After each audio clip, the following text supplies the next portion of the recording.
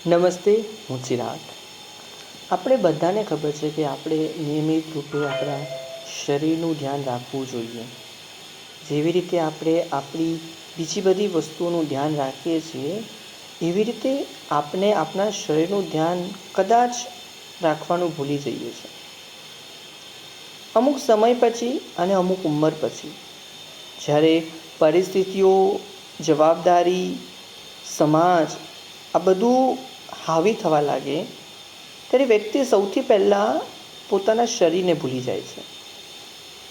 તમને ખબર પણ નથી હોતી અને તમારું પેટ ક્યારે મોટું થઈ જાય, 50 કિલો વજન હોય અને ક્યારેય 80 સુધી પહોંચી જાય. થાઇરોઇડ, ડાયાબિટીસ એવી તો કેટલી બધી બીમારીઓ તમારામાં ઘર કરી જાય, ત્યાં સુધી તમને પોતાને કંઈ જ ખબર નથી પડતી.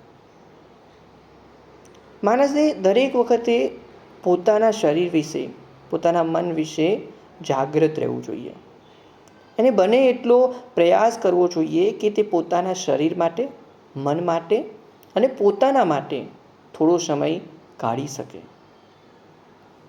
આપણે જોઈએ છે સમાજમાં, આજુબાજુ જોઈએ છે કે કેટલા બધા લોકો છે, ઓફિસ વર્ક કરે છે, બીજા બધી ધંધા કરે છે, જોબ કરે છે, ઘણું બધું કરે છે. ખાસ કરીને આપણે એવા ટાઈમ શેડ્યુલમાં ફસાયેલા છીએ કે જ્યાં આપણા નથી જમવાના કોઈ ઠેકાના, નથી સૂવાના. આ બધી જ જે દિનચર્યા છે આપણી, બધી જે જીવનશૈલી છે આપણી, એ ક્યાંક ને ક્યાંક અંશે આપણા શરીર ઉપર એની અસર થાય છે. એ અસર એટલી બધી વધી જાય છે કે નાની એવી ઉંમરમાં આપણને હાર્ટ એટેક આવી જાય, કોલેસ્ટ્રોલ આવી જાય, ઘૂંટણનો દુખાવો આવી જાય, કમરનો દુખાવો આવી જાય, ડિપ્રેશન, એન્ઝાયટી, એવું તો ઘણું બધું નાની ઉંમરમાં આપણામાં આવી જાય.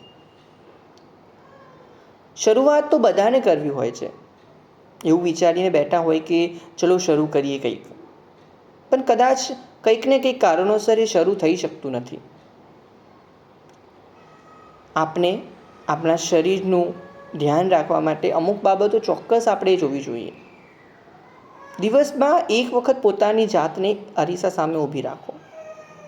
જુઓ પોતાના મનને, પોતાના શરીરને અને વિચાર કરો કે શું કરવા જેવું છે આના માટે.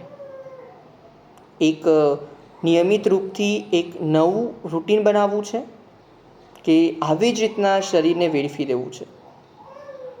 કેમ કે આ શરીર છે તો તમે છો, આ શરીર નિરોગી છે તો રૂપિયા છે, આ શરીર છે તો તમે ભોગવશો અને આ શરીર છે તો જ આ દુનિયામાં તમે જીવી શકશો. Thank you so much.